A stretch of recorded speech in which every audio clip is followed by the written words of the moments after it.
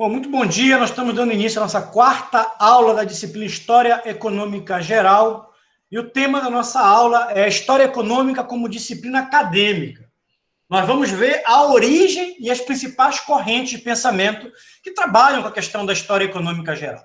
Qual é o percurso que nós estamos fazendo? Fundamental entender isso. Nas 3 aulas anteriores, nós trabalhamos aí a primeira parte do nosso programa, os conceitos introdutórios.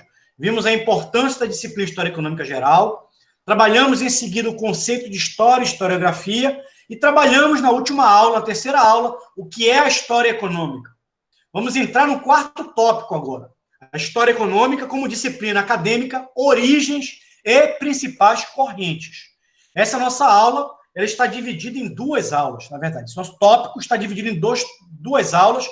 Um primeiro tópico que nós vamos trabalhar hoje, um segundo tópico na semana que vem. Na aula de hoje, nós temos uma quarta questão norteadora.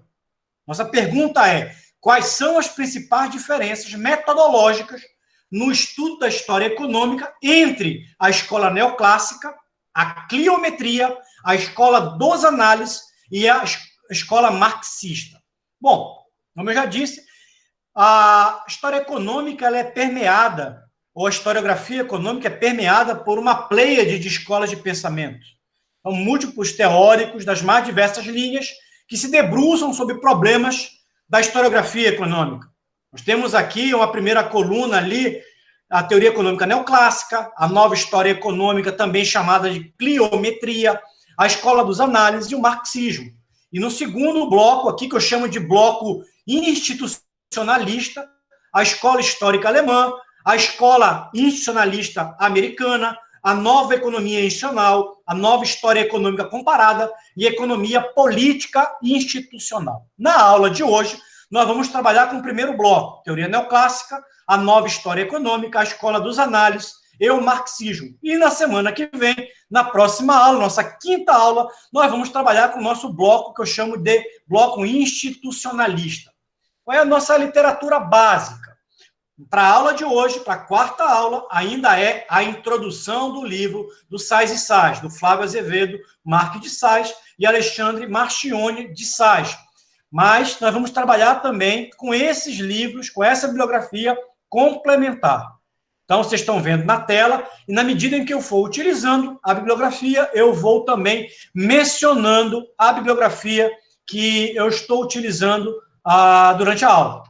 Bom, esse gráfico de vocês, essa linha do tempo aqui, na verdade, esse fluxograma, vocês já viram em aula anterior. Eu mencionei que a ciência econômica ela é multiparadigmática. A economia, como uma ciência social, é multiparadigmática. Nós temos várias escolas de pensamento. E se eu fosse montar um fluxograma aqui completo, certamente teria inúmeras outras escolas aqui que eu não incluí. Eu fiz uma seleção aleatória, mas priorizando algumas escolas de pensamento que dialogam com algumas questões que nós vamos trabalhar aqui na nossa disciplina. Quando a gente fala da ciência econômica, a gente sabe que a ciência econômica surgiu com a escola clássica. A escola clássica, portanto, foi influenciada fundamentalmente ali pelo pensamento dos escolásticos, pela fisiocracia francesa, pelo liberalismo político e pelas ideias do mercantilismo. A escola clássica é um repto ao mercantilismo. Ela surge ali no final do século XVIII, quando Adam Smith publica a clássica obra Um Inquérito sobre a Natureza e a Causa da Riqueza das Nações, em 1736, e a partir daí você passa a ter o surgimento da economia como ciência autônoma. Então, a economia ela nasce ali com a riqueza das nações, e eu considero esse período ali, entre 1736 e 1850, como período de nascimento da economia. Ela está se consolidando como um ramo do conhecimento autônomo, autônomo da filosofia, autônomo da ciência política, autônomo da teologia. A partir dali, você tem a ideia de que existem leis econômicas que podem ser desvelados. Então, aqui você tem a capa do livro original do Adam Smith, publicado em 1736, que originou a ciência econômica. A partir daí, o Adam Smith é considerado o pai da economia, o nosso grande eu diria, autor seminal da ciência econômica. Quais foram as progênies do Adam Smith? Quais foram as fontes de influência do Adam Smith? Fundamentalmente, 4 fontes de influência ajudaram a moldar o pensamento do Adam Smith: a doutrina do individualismo, o iluminismo, a fisiocracia francesa e a Revolução Industrial. Bom, o individualismo, fundamentalmente, o Adam Smith travou um debate. O Adam Smith era um filósofo de formação, ele era professor de filosofia moral na Universidade de Glasgow, escreveu bastante sobre isso, lecionou sobre isso, e, inclusive, talvez uma obra importante do Adam Smith, publicada na década de 1950 do século XVIII, foi justamente a teoria dos sentimentos morais. Há, inclusive, quem diga que a teoria dos sentimentos morais é até uma obra mais importante do que a Riqueza das Nações. Não vamos entrar nesse debate. Entretanto, ele estava dialogando fortemente ali com o pensamento sociológico que era influenciado pelas ideias do Locke, do Shaftesbury, do Chelsea, Mandeville e do David Hume. Essa ideia partia do pressuposto, esse debate partia do pressuposto se havia ou não uma ordem natural, um sentimento de benevolência ou um sentimento de humanidade, simpatia na atividade dos homens frente aos seus semelhantes. Alguns defendiam que esses, não sendo naturalmente egoístas, tenderiam espontaneamente a se associarem, tornando assim desnecessária toda e qualquer intervenção externa para dar sentido à ordem social.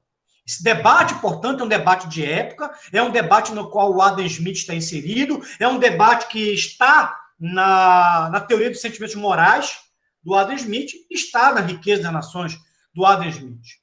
O segundo ponto de influência é o iluminismo, ou seja, havia um movimento das luzes, da Era das Luzes, de que havia uma ordem natural das coisas.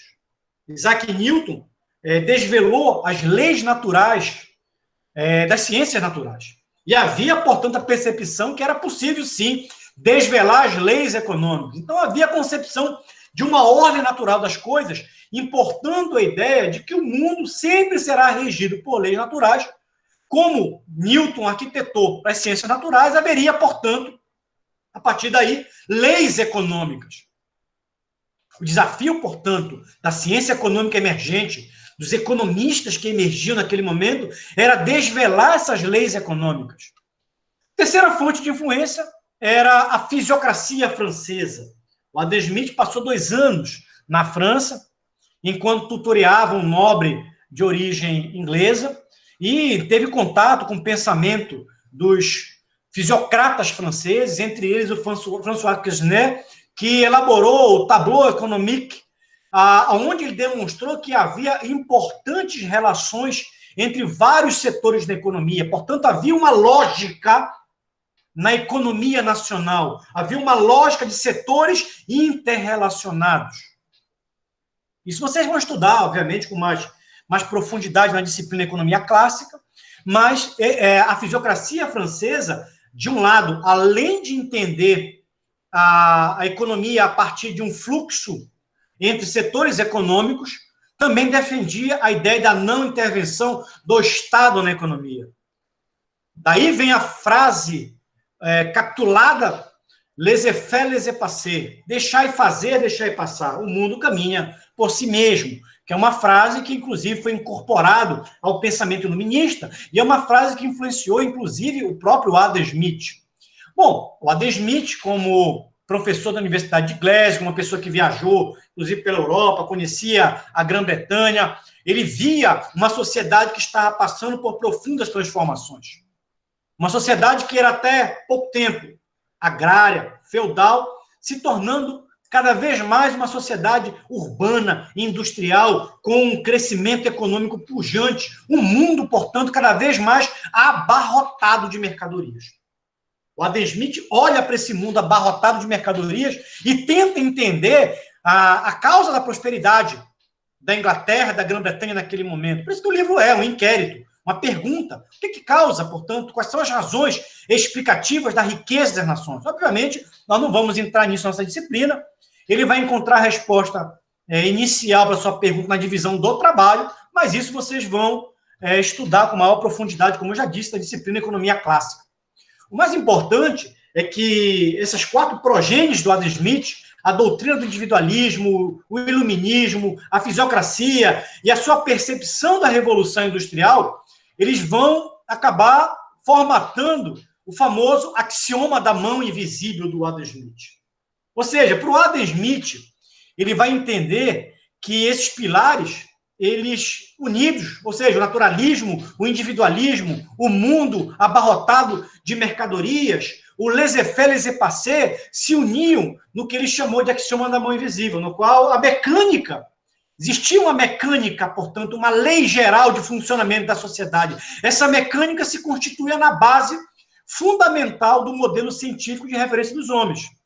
Esses homens seriam átomos sociais, que através das suas atitudes individuais seriam conduzidos por uma força superior, a mão invisível, que os conduziria para a realização de um equilíbrio econômico que, apesar de não fazer parte das suas intenções originárias, era benéfico para o indivíduo e, consequentemente, para a própria sociedade. Vocês têm aí, inclusive, um extrato da Riqueza das Nações, que é encontrado nas livrarias, chamado A Mão Invisível, como um livretozinho, mas é um extrato da Riqueza das Nações.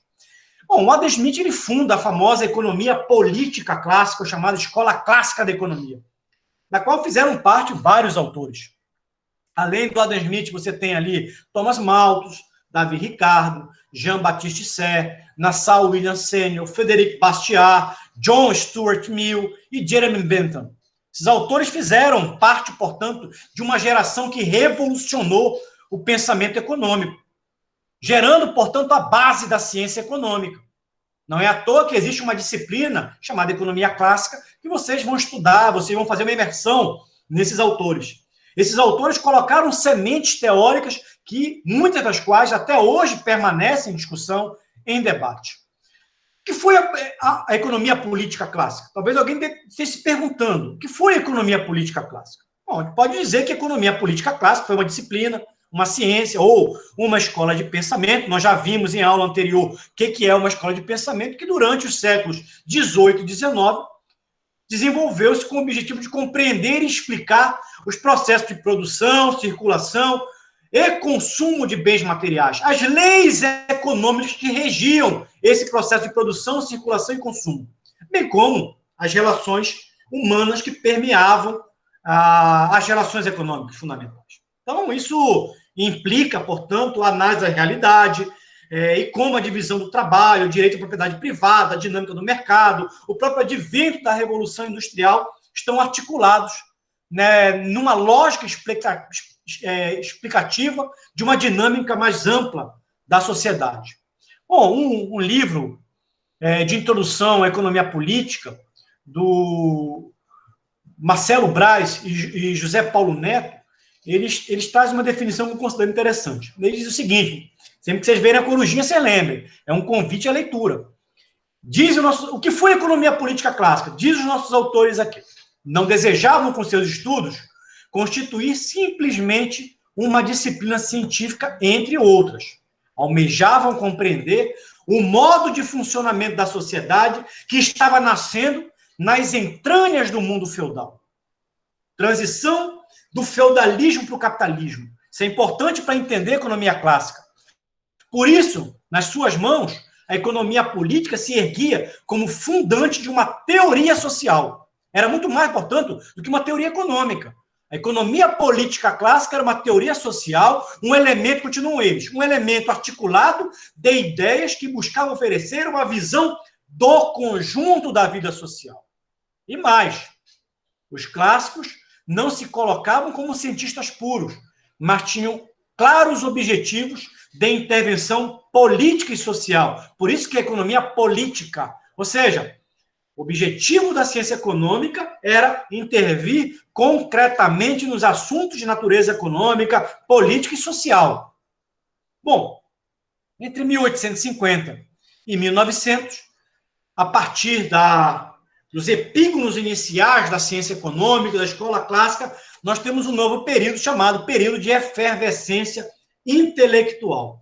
Surge, portanto, ali duas novas escolas. O que eu estou dizendo aqui, essa construção, ela é importante para entender as visões de mundo, as cosmovisões que serão apresentadas no momento seguinte nas diversas escolas de pensamento. Lembrem-se, Não é possível você entender autores ou escolas de pensamentos dissociadas de um processo mais longo ou dissociado do seu contexto sociocultural. Então, você tem, a partir da escola clássica, o surgimento de duas novas escolas, a escola neoclássica e a escola marxista. Bom, esses são, portanto, revisores da economia política clássica. A chamada economia política marxista, ou a teoria marxista, que tem ali no Karl Marx e no Friedrich Engels seus autores seminais, e a economia neoclássica, que fez parte da chamada revolução marginalista. Ali você tem o William Stanley Jevons, Karl Menger, que inclusive foi não só membro da escola neoclássica e da revolução marginalista, como também foi um autor seminal da escola austríaca, e Leon Walras. Então, esses três autores aqui ajudaram a conformar o pensamento originário da escola neoclássica. Em seguida, você tem o surgimento da chamada escola histórica alemã, chamada também por alguns de escola histórica alemã de economia política, ou também por alguns de escola institucionalista alemã. Então, Schumpeter, na História da Análise Econômica, um livro que a gente está trabalhando também na nossa disciplina, ele é um autor que ele escreve um capítulo muito interessante sobre a chamada escola histórica alemã, e segundo ele, na sua perspectiva, a escola histórica, agora vamos chamar a partir de agora a escola histórica alemã apenas de escola histórica, ela pode ser dividida em três gerações. A chamada velha escola, com Ilya Rocher, Bruno Hildebrand e Karl Kneis. A nova escola, com Etienne Laspierre, Karl Butcher, Luciano Bretrano e Gustav von Schmoller. Aliás, o Gustav von Schmoller ele se tornou talvez um dos mais importantes autores da escola histórica alemã, um importante disseminador da escola histórica alemã, inclusive travando com o chamado debate do método, que a gente vai falar um pouco sobre isso, e a novíssima escola, com Arthur Spinhoff, Werner Sombart e Max Weber. Bom, entretanto, muito das ideias desses autores advém das influências do cameralismo alemão, do romantismo alemão e também das ideias seminais de um autor que é um proto-histórico alemão chamado Georg Friedrich List. Friedrich List, em 1841, influenciado pelas ideias também de um americano chamado Alexander Hamilton, ele escreveu um livro chamado Sistema Nacional de Economia Política, que foi um répito à teoria, a riqueza das nações do Adam Smith. Então, o Sistema Nacional de Economia Política do List foi um contraponto às ideias do liberalismo escocês do Adam Smith, ao mesmo tempo que ajudou a estruturar todo um pensamento posterior da escola histórica. E, recentemente, um teórico da linha da escola política institucional coreano, Rajon Shen, professor de Cambridge, resgatou o pensamento do List, inclusive para fazer uma releitura da historiografia do desenvolvimento econômico numa perspectiva mundial.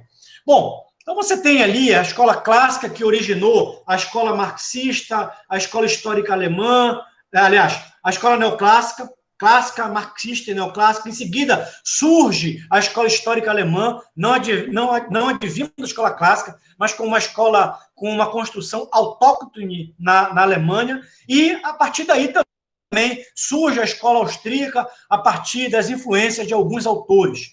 Entre eles, Karl Menger, que era um autor neoclássico, o Eugen von Bauer e Ludwig von Mises. Você tem ali de relance, ali na transparência, o Friedrich von Hayek, mais os autores seminais, é o Karl Menger, o von Bauer e o von Mises, como os autores seminais, originais da escola austríaca. Eu mencionei agora há pouco, inclusive, a famosa Batalha dos Métodos.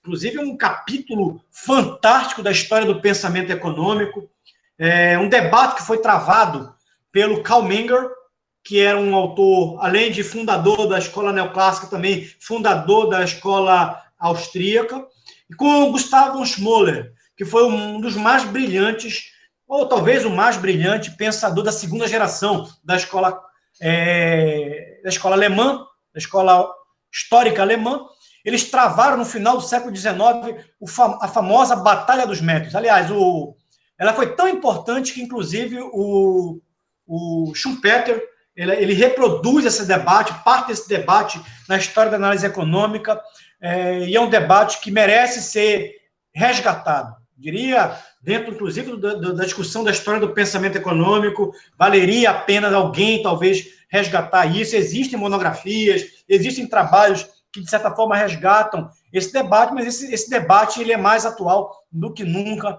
Uma monografia sobre isso seria extremamente interessante. Bom,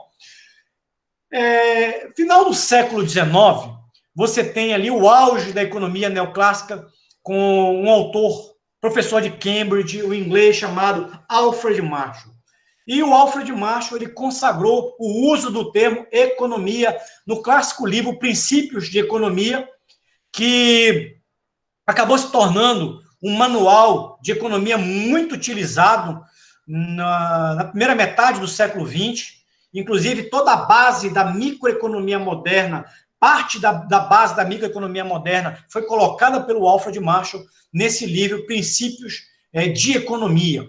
Bom, a partir daí você tem também o surgimento de uma outra escola nesse período ali do final do século XIX,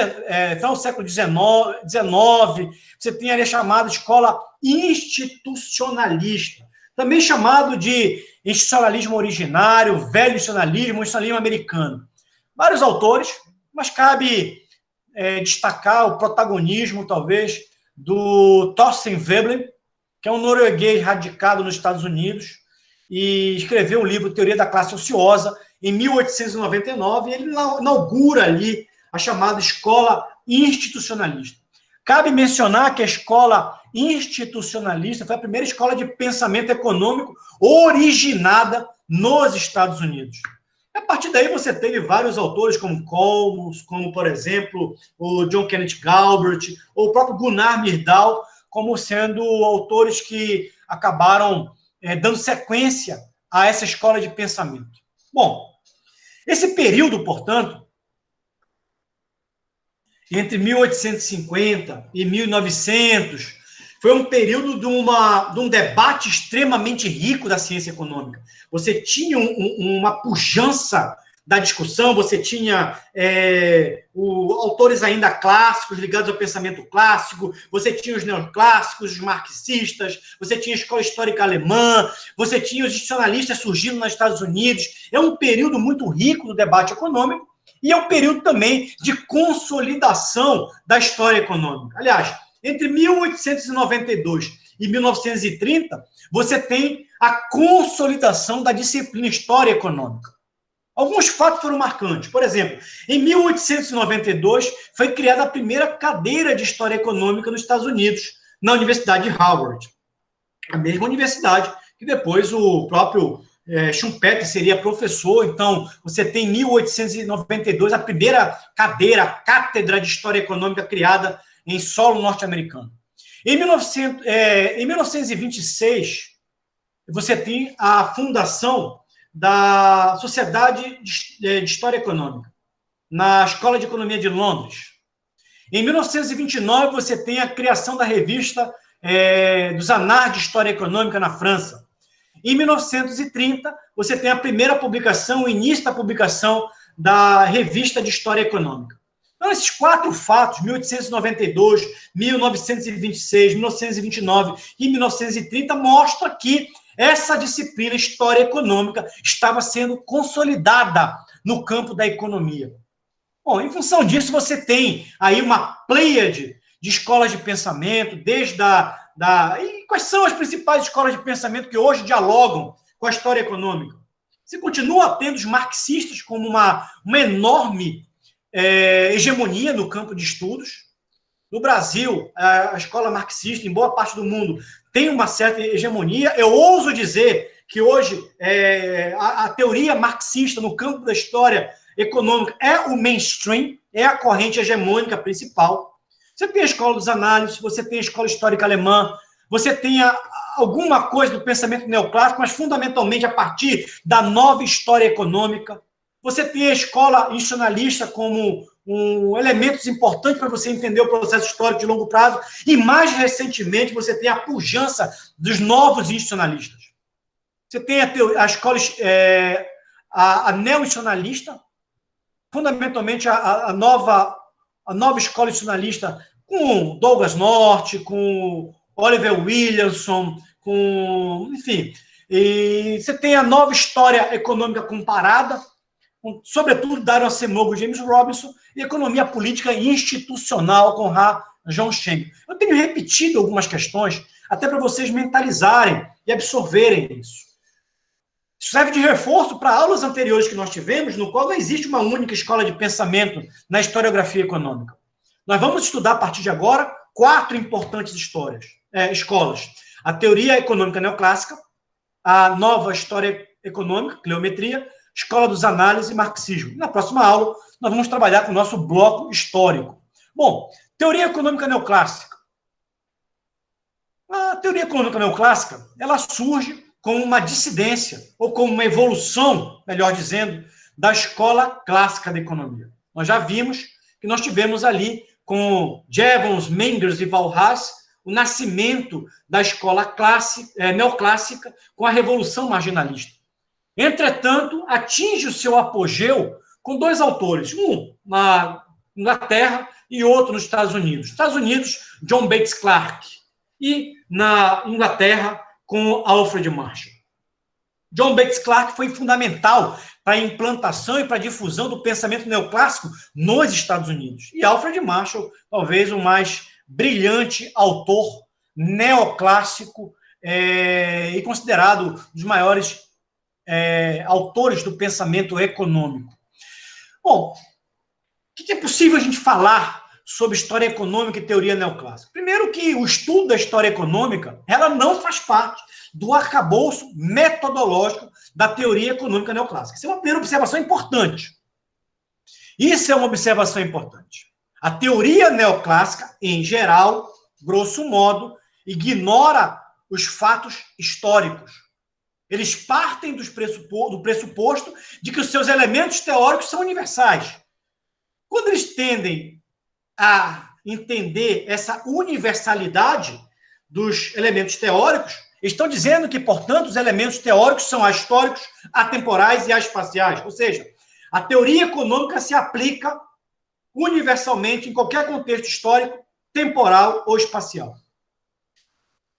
Partem do pressuposto que há uma crença fundamental enraizada neles do comportamento chamado homem econômico, ou homo econômicos. Esse homem econômico, esse homo econômicos, ele é, portanto, movido por impulsos racionais, hedonistas e maximizadores. Toda decisão desse indivíduo, do homo econômicos, é movido por um impulso racional, hedonista e maximizador. Ele quer maximizar o quê? O seu prazer. Ele quer maximizar o seu lucro. Ele quer maximizar, através das suas decisões econômicas ou não, ele quer maximizar o seu grau de satisfação. Bom, possível dizer, a partir disso, obviamente é uma enorme simplificação, mas é possível dizer que os elementos da teoria econômica neoclássica, eles não foram utilizados ou muito utilizados para os estudos da história econômica, salvo para algumas explicações muito específicas. E aqui cabe menção a um autor chamado John Hicks. John Hicks escreveu um livro chamado A Teoria da História Econômica. Essa teoria de história econômica do Hicks, ela traz uma visão histórica que passa a ser vista por alguns autores e pelo nosso livro Texto Básico do Sais e Sais, como sendo a visão histórica da teoria econômica neoclássica. Então, o Hicks, ele se propôs a elaborar, a partir da visão neoclássica, uma teoria da história econômica, na qual os recursos teóricos e a visão geral da economia neoclássica passa a ter um papel central, fundamental. Essa história econômica é vista, portanto, para ele, como sendo a expressão do quê? De um processo de especialização das atividades econômicas, de expansão do processo de troca e também de ascensão do mercado. Se ele vai colocar logo no início do seu livro, entre as páginas 1 e 7, E a partir daí, ele vai dizer que a história caminha para estágios superiores de desenvolvimento, desde que alguns obstáculos não se interponham nesse percurso.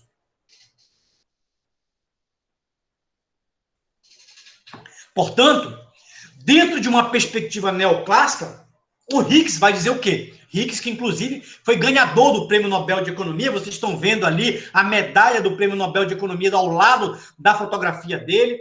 É um autor que foi fundamental, inclusive, também para a sistematização originária do modelo ISLM, da teoria keynesiana.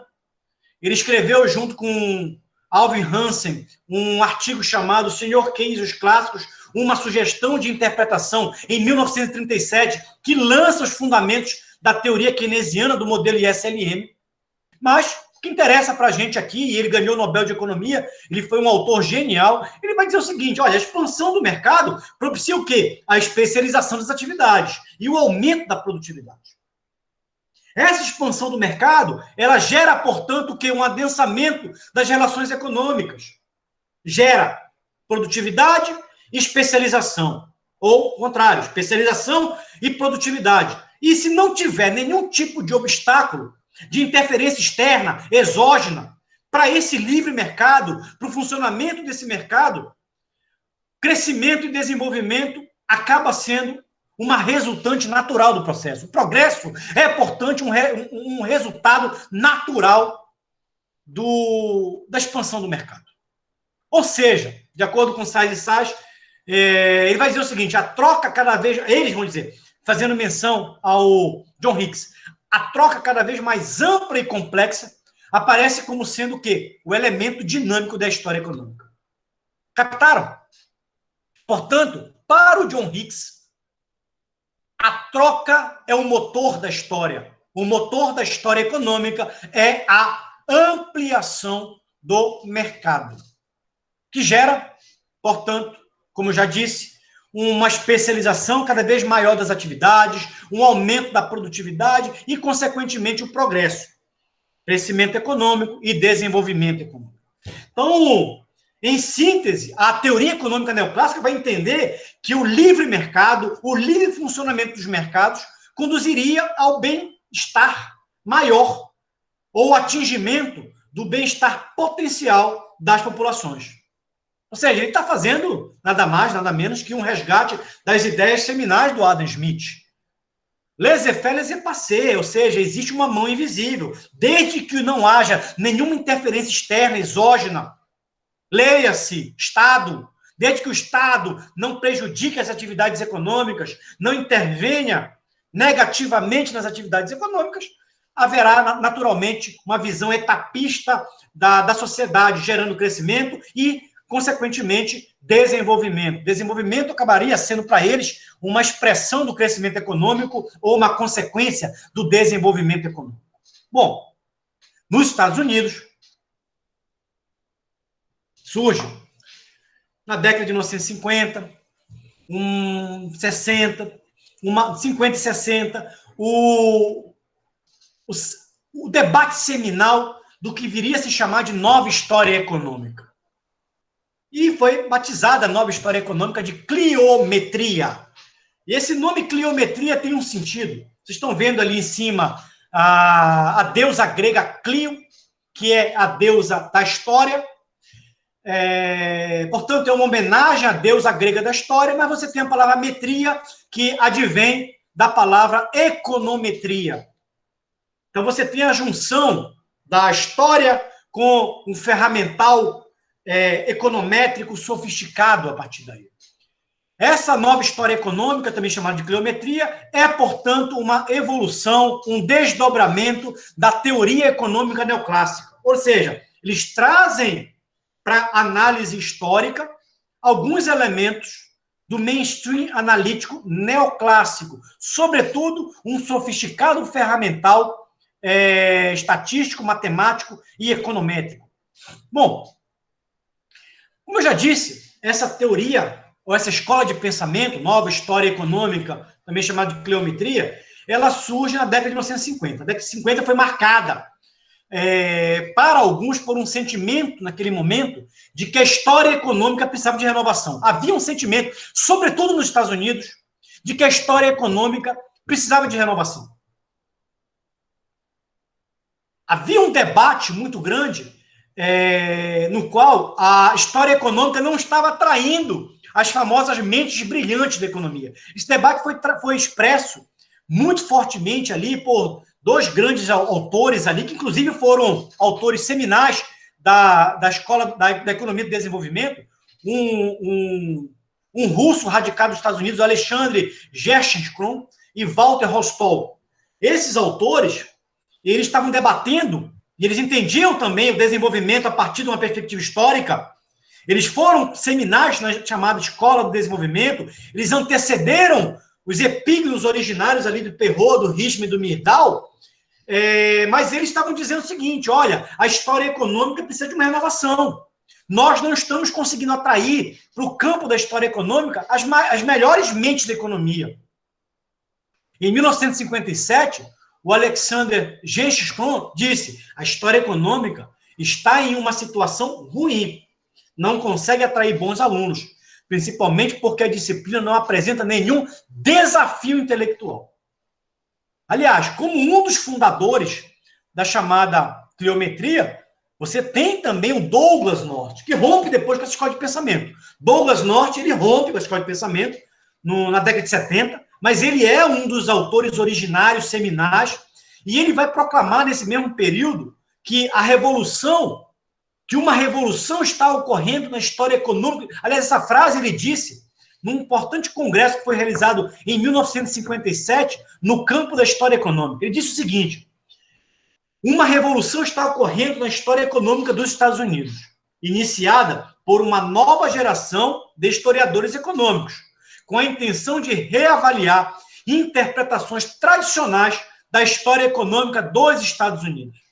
A partir daí, você tem esses autores aqui como sendo os grandes, eu diria, autores seminais da cliometria. Robert Fogel, que inclusive foi premiado com o Nobel de Economia, vocês estão vendo, sempre que eu tenho um prêmio Nobel de Economia, eu coloco ali a medalha do Nobel de Economia.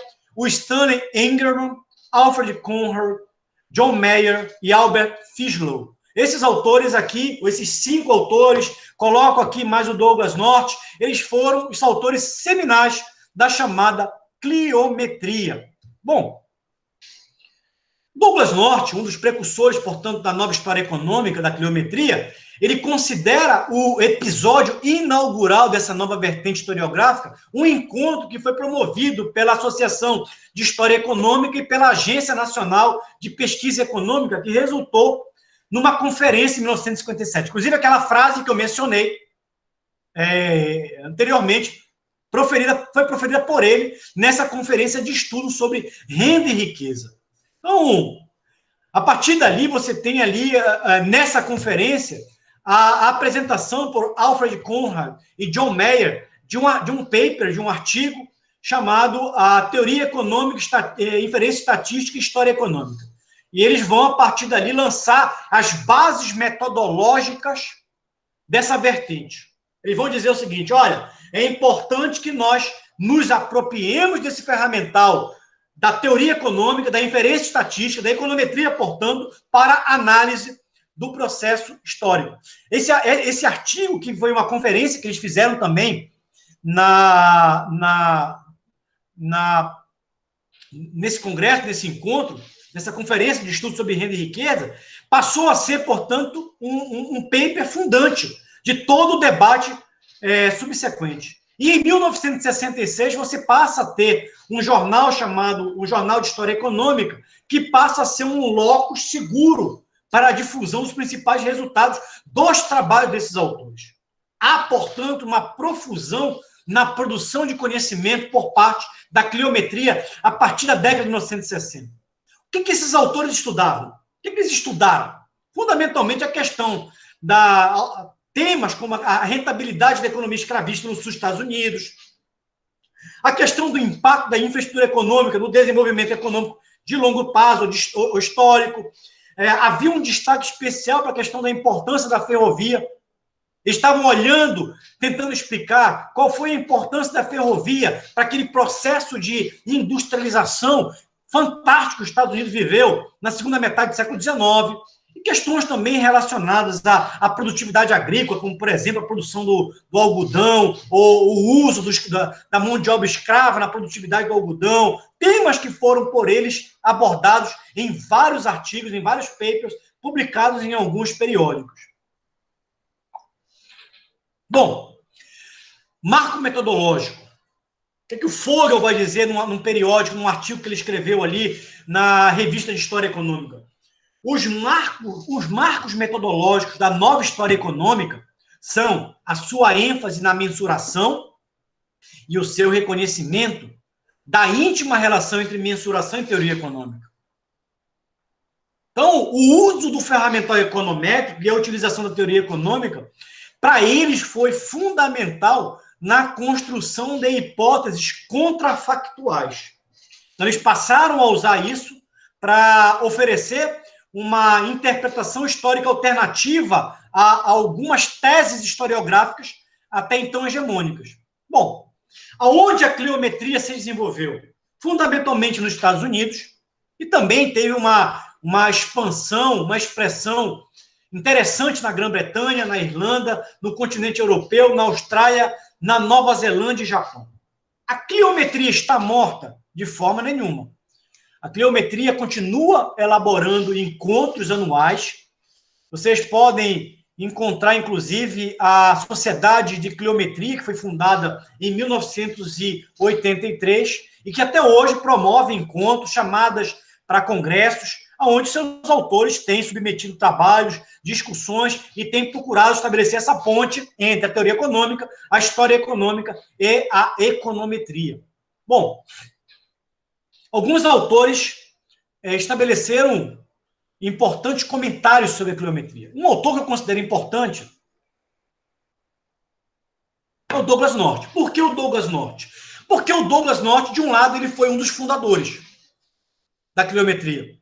De outro, na década de 1970, ele rompe com a cliometria e passa a ser um dos autores seminais da nova economia institucional.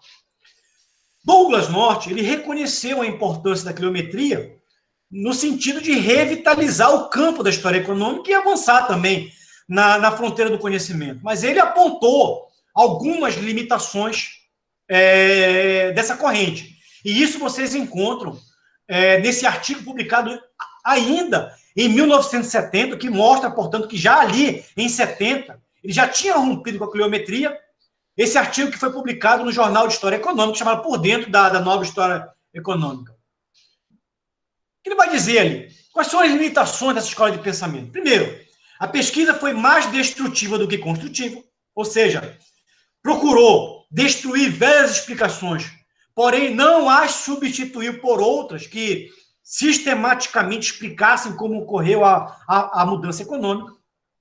E segundo, a ênfase da pesquisa era sobre questões específicas, sem que se esclarecessem as transformações de longo prazo dos sistemas econômicos. Portanto, ele diz o seguinte, olha, você olha para questões específicas, mas você não oferece uma teoria que explique a dinâmica de desenvolvimento de longo prazo a partir de uma análise historiográfica. Ele faz isso, Douglas North. Quando ele desenvolve a sua teoria institucional, ele procura essa explicação e traz as instituições para dentro da análise. Nós vamos ver isso na aula da semana que vem. Terceiro, ele vai dizer, olha, para esses autores, não há nenhum papel para o governo nas análises. Então, é uma crítica que ele faz. E as explicações não tratam das decisões que se dão fora do mercado. Ou seja, esses autores limitam a análise econômica a uma análise que eu diria economicista, dentro, circunscrita do mercado. Essa é uma importante crítica. Por quê? Volto a dizer, ele foi um autor seminal, ele participou do movimento original, mas em determinado momento, década de 60 e início da década de 70, ele encontra limitações nesse corpo teórico. E ele é desafiado a romper com esse corpo teórico e rompe. Bom, outro autor que eu considero importante, porque é um autor marxista, Então, ele faz um contraponto em relação à cliometria, o Eric Hobsbawm, nesse livro sobre a história. Então, o Eric Hobsbawm, eu usei primeiro Douglas North por um autor que foi um cliometrista, depois rompeu com a cliometria, e trago aqui a visão do historiador marxista sobre a cliometria. Ele vai analisar a contribuição da cliometria para a história econômica e vai dizer o seguinte, olha, primeiro, a cliometria, ele vai dizer, ele vai ressaltar a notável contribuição da cliometria para a mensuração da história, inclusive a impressionante engenhosidade e originalidade na busca e utilização de fontes e técnicas matemáticas. Vai dizer, olha, é interessante isso, é importante isso. Ele observa que a cliometria propôs uma série de revisões sobre questões de economia, de história econômica, formulando, inclusive, proposições de modo mais rigoroso e buscando evidências estatísticas para testá-las. Vai dizer, olha, isso é importante. De forma diferente a alguns críticos, ele não recusa a utilização de hipóteses contrafactuais, pois, a rigor, tais hipóteses estão frequentemente implícitas nos argumentos de muitos historiadores. Vai dizer, olha, não dá para descartar o trabalho desses autores por eles terem utilizado hipóteses contrafactuais. Essas hipóteses contrafactuais são importantes, inclusive, muitos historiadores não cliométricos utilizam-se, valem-se de hipóteses contrafactuais, mas ele vai entender que a cliometria apresenta limitações. Por quê? Sobretudo em função do ferramental teórico da economia neoclássica. Ele vai dizer, advinda de uma natureza essencialmente estática e ahistórica. Hobsbawm vai dizer, portanto, a partir disso, a sua utilidade é limitada para tratar de questões em que a mudança no tempo é o fator importante. Principais limitações apontadas pelo Hobsbawm, portanto. 1. Incapacidade de construir modelos que expliquem grandes mudanças econômicas e sociais e o fato de que, comumente, criticava e modificava a história produzida por outros, sem, entretanto, produzir respostas próprias. Então, você tem aí uma importante reflexão do Eric Hobsbawm. Qual é o consenso que a gente tem ali? De vários autores, da qual eu selecionei 2 aqui.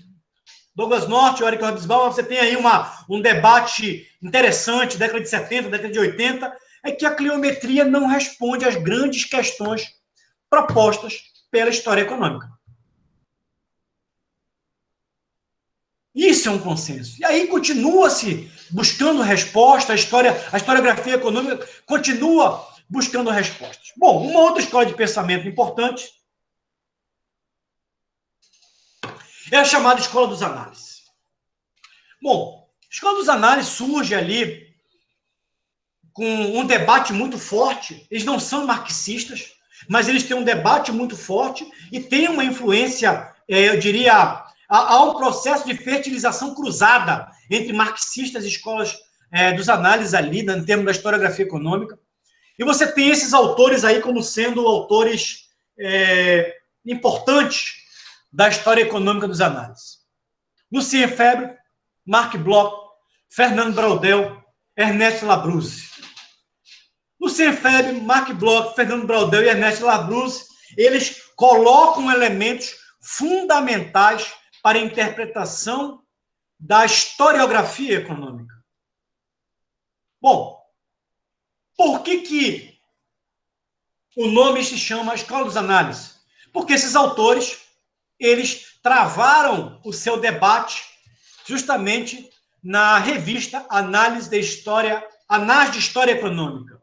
Foi lançado inicialmente em 1929, mudou de nome algumas vezes, tornou-se História da Análise Econômica e Social, depois teve uma mudança de nome, e durante muito tempo vigorou. Se eu não me engano, a revista deixou de publicar, eu não tenho certeza, mas se eu não me engano, em 2003, mas vocês têm, inclusive, nesse site aí que eu coloquei aí, a possibilidade de acessar todas as publicações feitas por essa revista ao longo de décadas, inclusive as publicações originais desses autores que fundaram essa escola de pensamento. Então, a escola dos análises, como passou a ser chamada, ela tratava-se de uma crítica à história estritamente factual, ou chamada história acontecimental, que, sem propor as explicações para os processos históricos, induzia uma certa visão da história ao se concentrar nos fatos políticos, cujos protagonistas eram os grandes homens, reis, diplomatas, militares, e não o povo, as massas, em suma, o homem comum. A partir daí, eles propõem um deslocamento dessa narrativa histórica assentada em grandes vultos ou numa história política para uma tentativa de construção de uma história total. Ciro Cardoso, nesse livro aí, uma introdução à história, ele apresenta uma síntese muito interessante da proposta dos análises. O que ele vai nos dizer? Primeiro, o que caracteriza a escola dos análises? A passagem da história-narração para a história-problema, indicando, portanto, a partir daí o uso de hipóteses explícitas pelos historiadores, ou seja, olha só, que interessante, dialoga com a nossa aula anterior, aulas anteriores, aliás. O problema move a busca pela construção da historiografia. Problemas movem a ciência econômica, problemas movem a historiografia econômica, e os autores dos análises vão dizer o seguinte: ó, os problemas movem a história. Também vão dizer, há uma crença no caráter científico da história, mesmo tratando-se de uma ciência em processo de constituição. Olha, eles vão dizer, é possível, sim, entender a história como uma ciência. Se nós estamos introduzindo problemas, hipóteses, em um marco teórico analítico, a história pode se tornar uma ciência. Terceiro ponto, o contato e o debate permanente com outras ciências sociais passou a ser um elemento importante, promovendo, inclusive, a importação de problemáticas, métodos e técnicas de outras ciências para o uso dos historiadores. Inclusive, grande número de técnicas de quantificação. Muitos historiadores dos análises, historiadores econômicos da escola dos análises, vão se valer de ferramentas econométricas. Quarto ponto, colocado pelo Ciro: ampliação dos horizontes da ciência histórica, que tem a pretensão de abarcar uma síntese estrutural global, todos os aspectos da vida social. Estão analisando a civilização material, o poder, a formação das mentalidades coletivas. Então, a escola dos análises é uma escola muito rica, muito interessante. Ele continua, Ciro Cardoso: a insistência nos aspectos sociais, coletivos e repetitivos, de preferência aos biográficos individuais e episódicos. Daí a ênfase, portanto, na história demográfica, na história econômica e na história social. Eles estavam tentando entender a dinâmica da sociedade. Por isso eles olham para a demografia, questões sociais mais amplas, para questões econômicas mais amplas.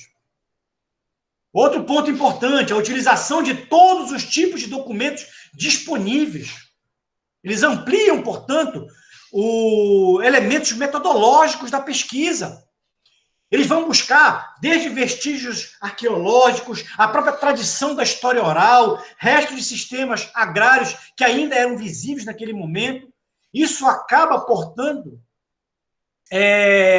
com a excessiva fixação somente nas fontes escritas.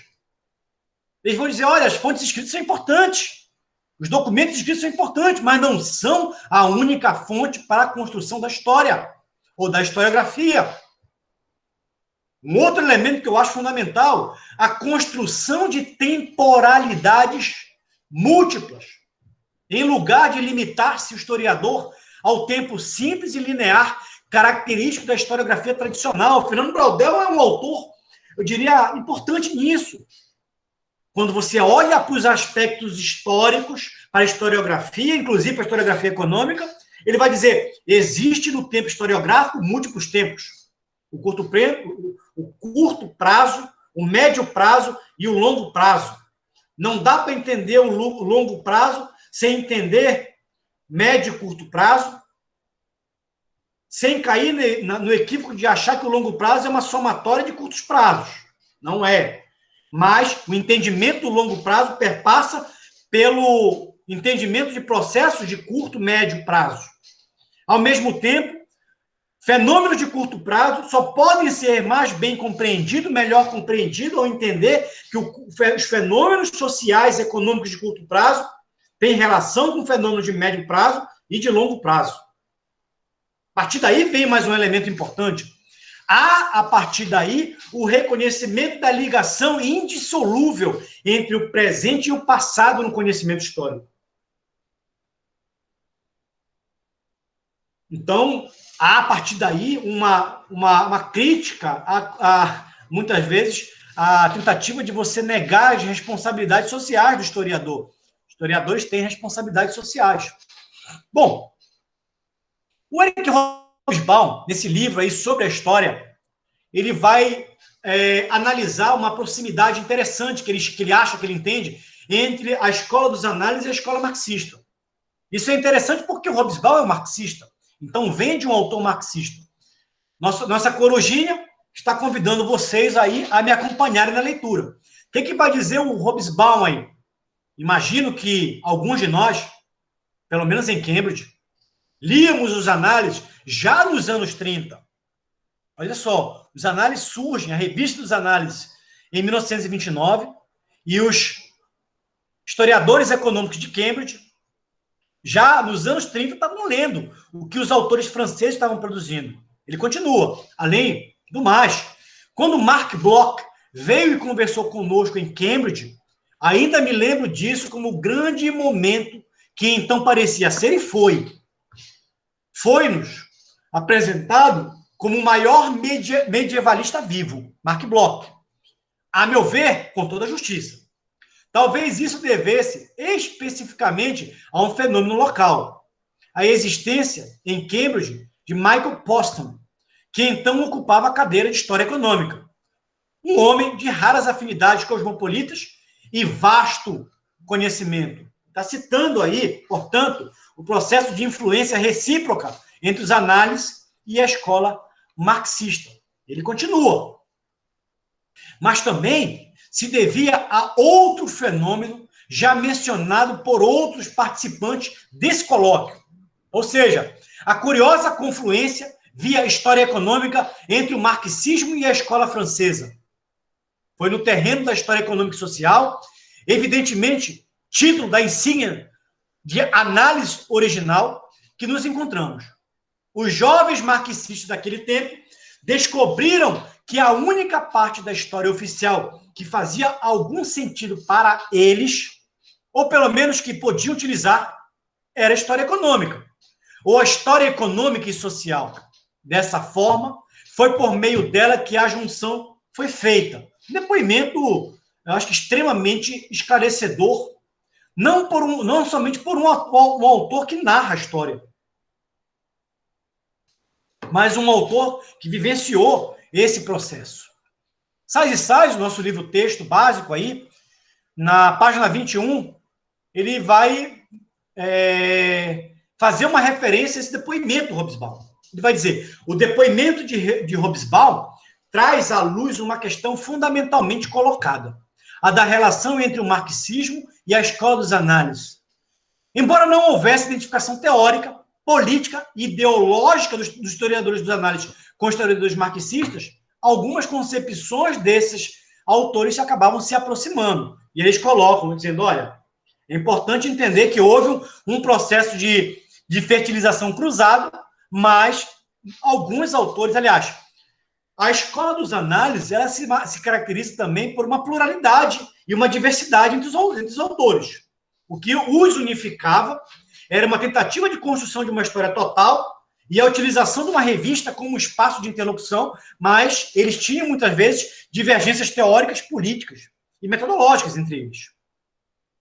Bom, o Ciro Cardoso, numa introdução à história, também vai colocar umas questões interessantes. Ele vai dizer o seguinte, para alguns autores, a escola dos análises possuía algumas proximidades com a visão dos historiadores marxistas. E aí ele vai destacar o seguinte, primeiro, o reconhecimento da necessidade de uma síntese global que explicasse ao mesmo tempo as articulações entre os níveis que fazem parte da sociedade humana, uma totalidade estruturada, e as especificidades no desenvolvimento de cada nível.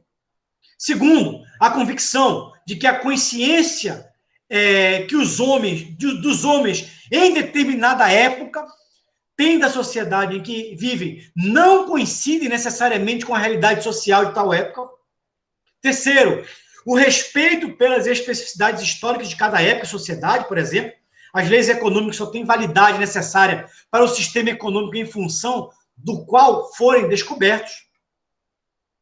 Quarto, alguns membros do grupo dos análises, mas certamente não todos, coincidem em atribuir uma grande importância explicativa à base econômica, aproximando-se, em certos casos, à noção marxista de determinação em última instância.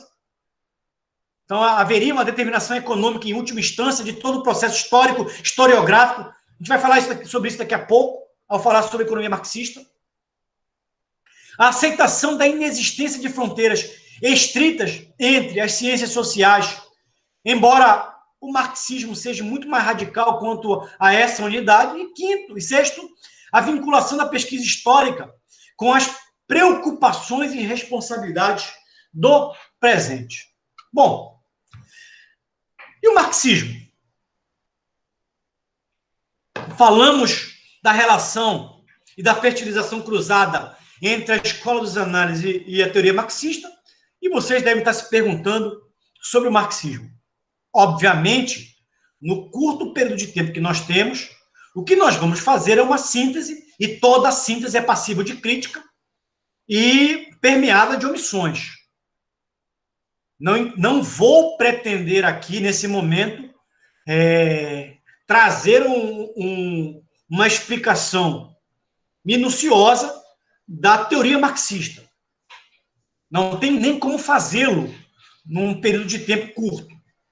Vocês vão ter disciplinas como economia política, 1, 2 e 3, que vai fazer isso. Mas é importante, pelo menos, elencar elementos importantes para vocês compreenderem quais são as diretrizes da análise histórica a partir de um viés marxista. Bom, o marxismo ele surge como uma crítica à economia política clássica. Quando Marx e o Engels escrevem, ali eles foram influenciados por autores como Adam Smith, como Davi Ricardo, como Thomas Malthus, e eles fazem um contraponto. E eles escrevem, Marx e Engels, um conjunto muito grande de obras ali. Eu listei algumas aqui. Eles foram autores ali bastante profícuos. Vocês têm aí duas fotografias ali do Marx e Engels. Eles foram autores muito produtivos. E eu listei as principais obras aqui numa sequência temporal. Obviamente, essa listagem é uma listagem que eu considerei como as mais importantes obras dos dois autores, mas eles escreveram outras obras que eu não listei aqui por questão de espaço na transparência aqui no slide.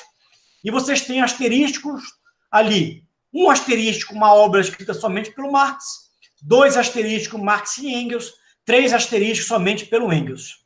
Então, vocês têm ali, desde os manuscritos econômicos filosóficos, vocês têm a datação ali, 1844, passando pela Sagrada Família, a situação da classe trabalhadora da Inglaterra, a ideologia alemã, miséria da filosofia, manifesto do Partido Comunista, o 18 de Brumário de Luiz Bonaparte, elementos fundamentais para a crítica da economia política, também chamado de Grundrisses, o Capital, crítica da economia política, volume 1, o papel do trabalho na transformação do macaco em homem, a origem da família privada do Estado, o Capital, volume 2, o Capital, volume 3, ambos os dois escritos pós-mortem, publicados pós-mortem, inclusive o 3 com uma enorme participação do Engels na redação final. Então, você tem aí um conjunto de obras que ajudou a formatar uma cosmovisão, uma teoria que se tornou muito influente no pensamento social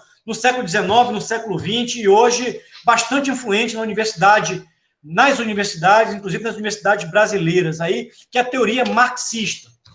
Depois do Marx e do Engels, você tem a profusão de novos autores aí. Eu posso listar os autores marxistas aí, eu comecei a fazer um exercício, eu listei facilmente mais de 30 autores marxistas influentes.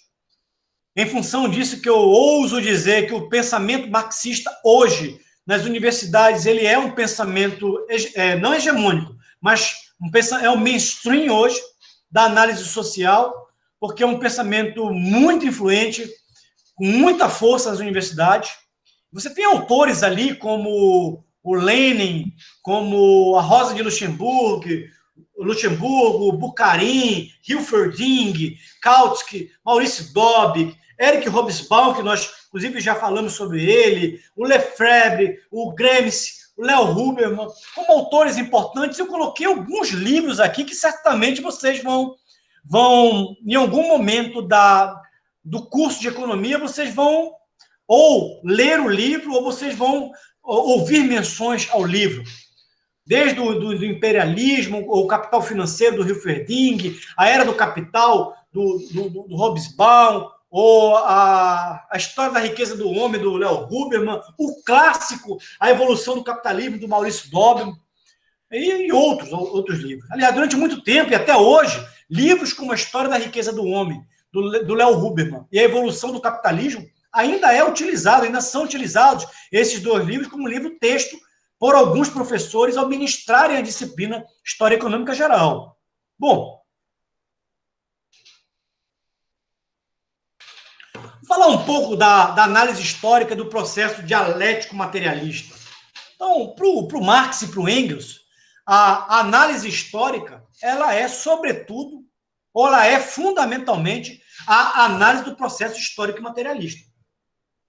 Na ideologia alemã, esses dois autores colocam o seguinte: faltou a corujinha aqui nesse slide aqui, eu estou procurando a corujinha, mas eu quero convidar vocês a lerem comigo aqui. A história nada mais é do que o suceder de gerações distintas, em que cada uma delas explora os materiais, os capitais e as forças de produção a elas transmitidas pelas gerações anteriores. Portanto, por um lado, ela continua a atividade anterior sob condições totalmente alteradas e, por outro, modifica como uma atividade completamente diferente às antigas condições. Continuam eles.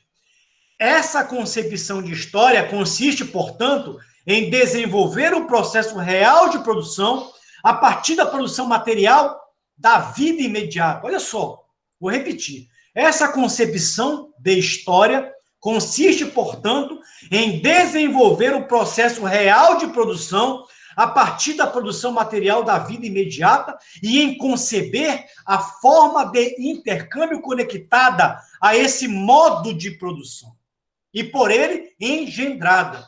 Quer dizer, a sociedade civil em seus diferentes estágios como o fundamento da história. Então, na análise histórica dos marxistas, dos autores marxistas, a dialética materialista ela é central. Eu peguei aqui algo que é trazido pelo Hobsbawm, que é marxista. Ele vai enfatizar nesse livro sobre a história que, na perspectiva marxista, a análise de uma sociedade em qualquer momento de sua história, em qualquer época de seu desenvolvimento histórico, deve começar com o quê? Com a análise do seu modo de produção. Então, o elemento fundamental para você entender a teoria marxista é entender que, para eles, a história se move ou é um suceder de modos de produção. Então, a partir daí, deve-se observar a forma pelo qual o homem se adapta à natureza e transforma essa natureza pelo trabalho, bem como os arranjos sociais pelos quais o trabalho é mobilizado, distribuído e alocado. Portanto, para entender a lógica da análise histórica marxista, é preciso entender que eles partem do entendimento do modo de produção, que é resultado da confluência entre forças produtivas, portanto, o estágio tecnológico atual das sociedades e as relações sociais de produção que se dão entre classes sociais diferentes. É em função disso que os historiadores marxistas vão dizer que a história da sociedade é um suceder de modos de produção, começando com o comunal primitivo, passando pelo escravista, feudal e atualmente capitalista. Mas existe uma teleologia histórica. Existe um movimento histórico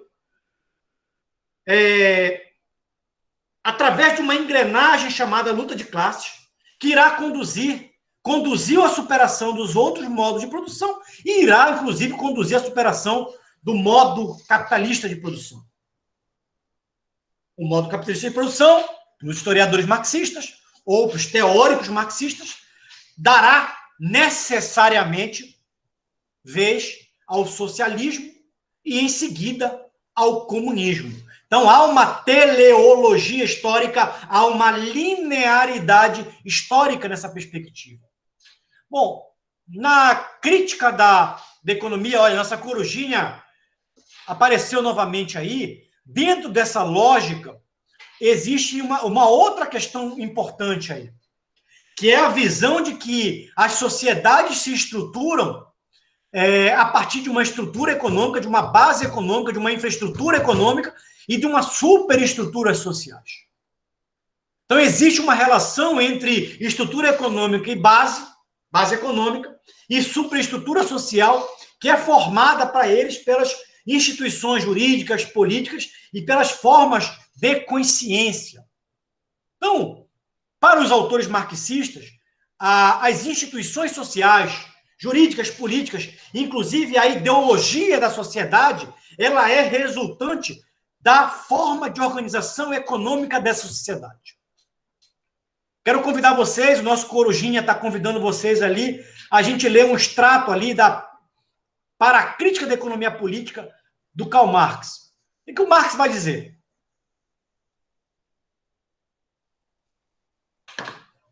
O resultado geral a que cheguei e que, uma vez obtido, serviu-me de fio condutor aos meus estudos, pode ser formulado em poucas palavras. Olha só que interessante. Ele está aqui colocando a metodologia que ele utilizou para desenvolver os estudos dele e para chegar aos resultados que ele chegou.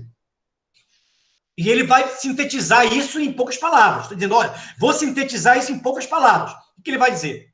Na produção social da própria vida, os homens contraem relações determinadas, necessárias e independentes de sua vontade. Relações de produção estas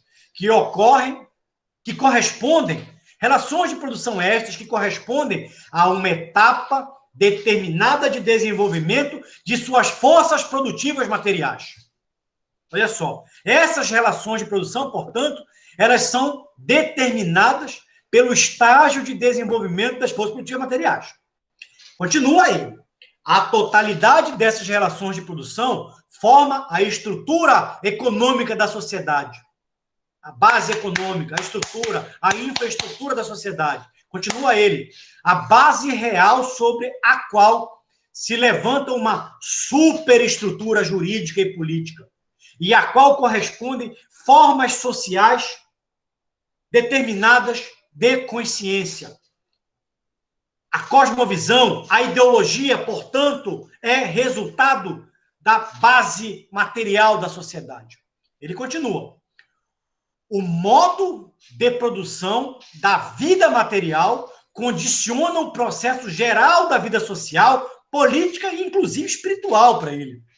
Há uma sobredeterminação das questões materialistas, por isso que é materialismo histórico dialético. E ele finaliza. Não é a consciência dos homens que determina o seu ser, mas o contrário, é o seu ser social que determina a sua consciência. Ser humano, portanto, vocês, numa perspectiva marxista, são resultados de uma base econômica material de reprodução da sociedade. Essa base material determina a consciência de vocês, e não o contrário. E aí, poderia-se fazer um debate muito rico com autores que entendem o inverso. os históricos alemães, os institucionalistas americanos, a nova escola institucionalista também. Enfim, esse é um debate que a gente poderia travar em outro momento. A pergunta importante, continuando com essa discussão de estrutura econômica e superestrutura social, vocês têm aí uma pirâmide que eu coloquei aí, que ajuda a entender o que nós estamos dizendo, ou seja, base e estrutura econômica estabelecem relações de interdependência complexa com a sua estrutura social, ou seja, a superestrutura social é um espelho, um reflexo. Mas aí surge uma pergunta: qual a relação entre base econômica e os elementos da superestrutura? Numa carta que Engels escreveu a um outro autor, Stekenburg, ele diz o seguinte: o que o Engels diz? Olha só que interessante. O desenvolvimento político, jurídico, filosófico, religioso, literário, artístico, etc., apoia-se no desenvolvimento econômico, reforçando aquela tese do Marx. Mas ele coloca o seguinte: todos eles também repercutem uns sobre os outros e sobre a sua base econômica. Não é que a situação econômica seja a causa, o único ativo, e tudo mais efeitos puramente passivos. Há um jogo de ações e reações como base na necessidade econômica que se impõe sempre em última instância.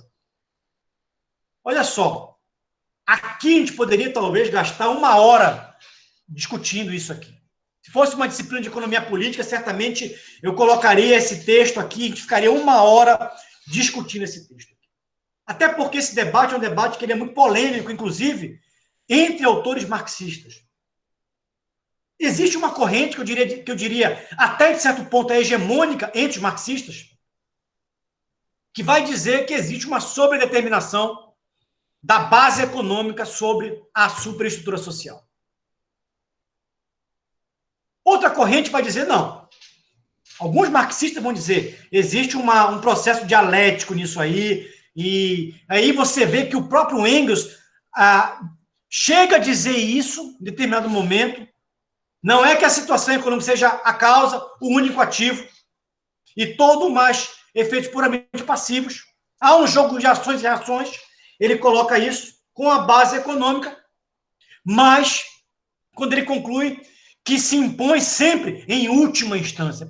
É por isso que muitos vão dizer que existe uma sobredeterminação em última instância da base de reprodução material sobre a superestrutura social, as instituições jurídicas, políticas e as formas de consciência da sociedade. Isso é um debate que vocês certamente devem travar na disciplina Economia Política, e é um debate que até hoje não está pacificado. Um debate polêmico, inclusive, entre os marxistas, e a partir daí abre o leque entre marxistas, marxianos e, ironicamente, alguns dizem marxoides.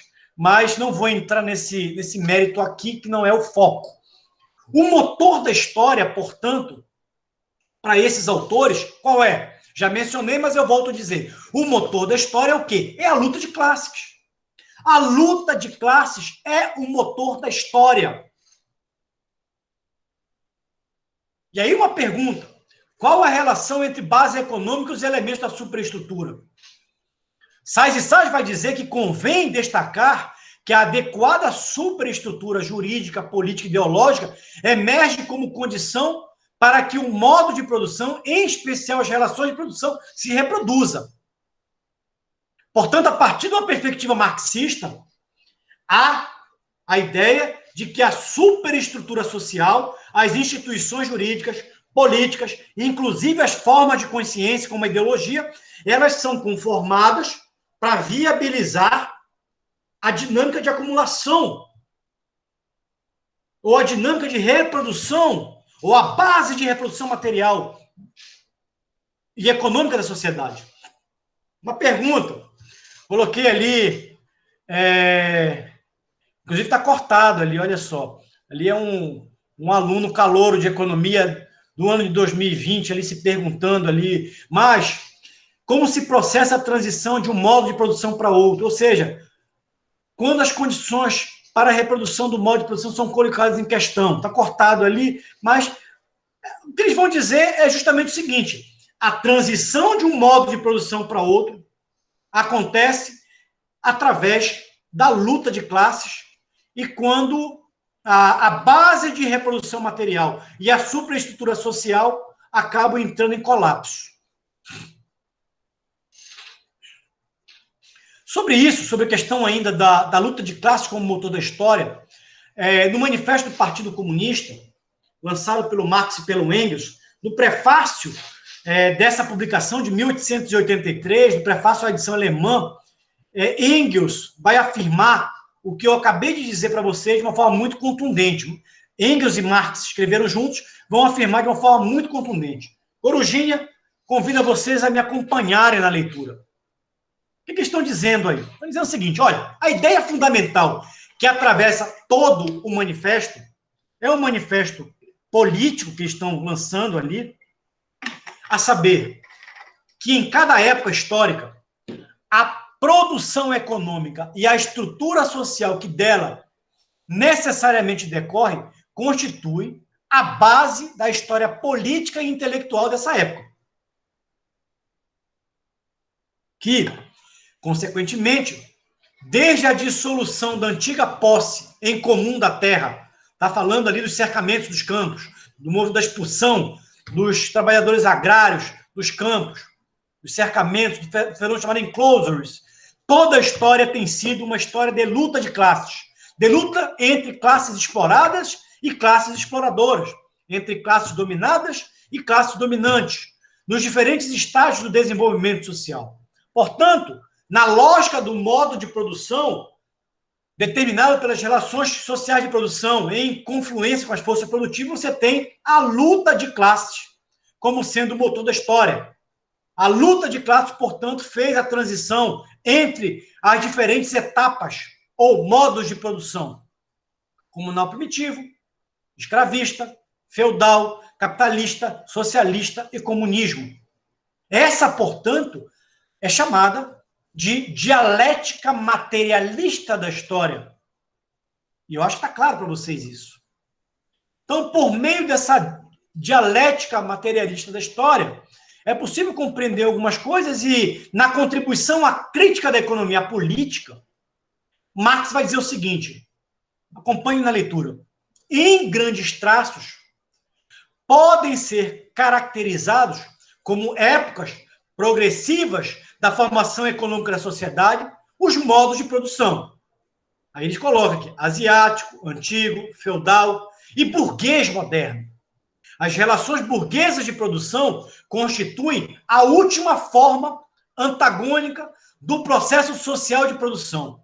Antagônicas não em sentido individual, mas de um antagonismo nascente das condições sociais de vida dos indivíduos. Contudo, as forças produtivas que se encontram em desenvolvimento no seio da sociedade burguesa criam, ao mesmo tempo, as condições materiais para a solução desse antagonismo. Daí que, com essa formação social, se encerra a pré-história da sociedade humana. Haveria, portanto, com a luta de classes entre proletariado e burgueses, a superação do capitalismo pelo socialismo, encerrando na visão dele a pré-história da sociedade humana, e com isso acabaria o antagonismo entre classes sociais. Tema muito polêmico. Max Weber, portanto, faz uma crítica muito forte a isso. Não é o tema da nossa aula, mas é um tema muito polêmico e que até hoje repercute na formação dos economistas e na disciplina História Econômica Geral. Bom, o Hobsbawm, marxista, vai dizer o seguinte: essa visão foi alvo de várias críticas, sobretudo a de que a trajetória histórica seria rígida e mecanicamente determinada, não havendo alternativas na história. Ou seja, existe uma teleologia histórica. A história é, portanto, linear. Nós vamos viver a superação do capitalismo pelo socialismo e depois pelo comunismo lá na frente. E isso, portanto, é um processo dado. na qual a luta de classes vai ser o grande motor dessa história. A revolução do proletariado é questão de tempo. Bom, existem, portanto, algumas diretrizes gerais. Eu não estou aqui, nesse momento, para fazer um debate sobre a teoria histórica, marxismo histórico. Não estou aqui para fazer uma crítica a essa visão, mas apenas para apresentar algumas diretrizes gerais que foram sugeridas pelo marxismo para o trabalho do historiador econômico. E aqui eu estou pegando a contribuição do Sais e Sais ali no livro, na introdução do livro dele, História Econômica Geral, onde ele vai sintetizar as principais diretrizes gerais para o trabalho do historiador econômico, segundo uma visão marxista. Então, ele vai dizer o seguinte: primeiro, quais são as diretrizes gerais seguidas pelo marxismo para o trabalho do historiador econômico?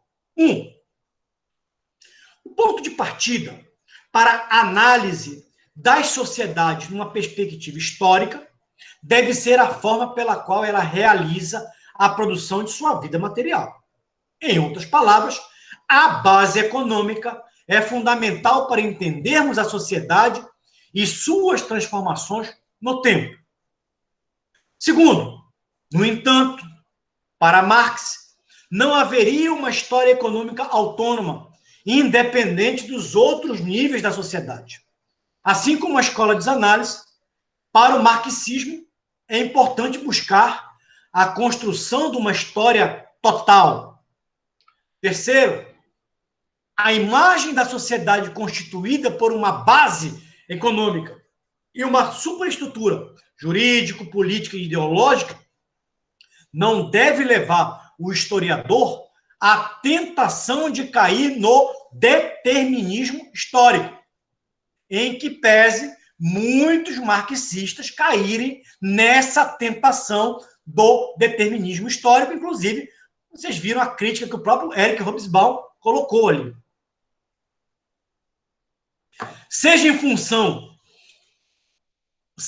em sua forma mais tosca, que busca no econômico a causa de todo e qualquer evento, ou seja, a lógica de que existe uma sobredeterminação econômica sobre todos os fatos sociais, seja numa forma mais sofisticada, que atribui exclusivamente ao econômico a determinação dos demais níveis da sociedade, ou seja, a infraestrutura jurídica, a ideologia, a cultura de uma sociedade, elas são derivadas exclusivamente da base de reprodução material de uma sociedade. 4. Assim, a relação entre base e superestrutura deve ser vista não como uma relação de dominação da base e da dependência da superestrutura, e sim como uma interação ou condicionamento recíproco. Muitos marxistas fazem essa crítica e entendem essa dialética entre base e superestrutura. Convém lembrar que, para a reprodução da sociedade, os elementos da superestrutura são essenciais, pois a sua adequação à base econômica permite que as relações sociais se reproduzam regularmente no tempo. 5º, no entanto, em certos momentos históricos, essa reprodução é colocada em xeque. Trata-se do quê? Da transição de um modo de produção a outro. O desenvolvimento das forças produtivas coloca em questão a correspondência com as relações de produção vigentes, abrindo um período de transição em que a luta de classes conduz o quê? A revolução. Caso nós falamos aqui no caso da revolução do proletariado, que irá conduzir a superação do capitalismo para o socialismo. 6º, embora a noção de que a história corresponde a uma sequência de modos de produção seja consensual, não se trata de impor a priori o paradigma inspirado na história europeia. Comunidade primitiva, escravismo, feudalismo, capitalismo, admitindo-se que em seguida se instauraria o socialismo ou o comunismo, a cada situação histórica. O estudo das condições concretas de uma sociedade e de suas mudanças no tempo pode sugerir percursos distintos daquela sequência. 7. Finalmente, deve o historiador econômico atentar para as relações entre a esfera produtiva, comercial e financeira. Um ponto que vocês certamente vão trabalhar, diria, com bastante profundidade na disciplina História Economia Política, sobretudo Economia Política 2 e 3, nas órbitas de reprodução do capitalismo, a órbita produtiva, a órbita comercial, a órbita financeira, e de que forma há uma inter-relação entre essas diversas órbitas de acumulação do capital. Com base nisso, eu entendo que vocês têm total condições para responder a nossa questão norteadora de número 4. Qual é a nossa questão norteadora de número 4? Quais são as principais diferenças metodológicas no estudo da história econômica entre a escola neoclássica, a cliometria, a escola dos análises e a escola marxista? Com isso, nós terminamos a nossa 4ª aula da disciplina História Econômica Geral. Na próxima aula, semana que vem, nós vamos trabalhar com a perspectiva historiográfica do bloco que eu chamei aqui de economia institucionalista. Vamos falar um pouco da escola histórica alemã, vamos falar da escola institucionalista americana, vamos falar da perspectiva da nova escola institucional, em especial a partir da contribuição do Douglas North. Vamos falar da nova história econômica comparada, do Darrell Acemoglu e James Robinson, e vamos trazer um pouco aqui a perspectiva da economia política institucional com Douglas North. Eu espero que vocês tenham gostado da nossa aula e eu aguardo vocês na próxima aula. Que Deus abençoe